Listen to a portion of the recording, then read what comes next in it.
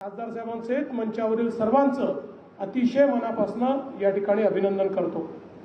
खरं म्हणजे या निमित्ताने माझ्यासमोर एक पेच प्रसंग निर्माण झाला आहे। कारण सुमित भाऊंनी, दादारावांनी, खासदार साहेबांनी शेवटी तला जोडून मंत्री महोदयांनी इतक्या मागण्या केलेल्या आहेत की आता या सगळ्या मागण्या जर मान्य करायच्या तर बाकी आमदार म्हणतील सगळं तुम्ही इथेच देता का, आणि नाही केल्या तर सुमित भाऊंनी इतकी शेरोशायरी केलेली आहे की माझ्या भाषणानंतर ते म्हणतील वो आए मेरी मजार पर मिट्टी झाड़कर बैठ गए, वो आए मेरी मजार पर मिट्टी झाड़कर बैठ गए और दिए में जो तेल था सर को लगा के चले गए।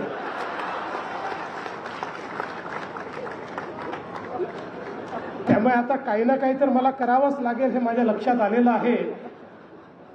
आणि हे लोक एवढे हुशार आहेत, यांना माहिती आहे आधीच तोफ मागायची म्हणजे बंदूक तरी मिळतेच।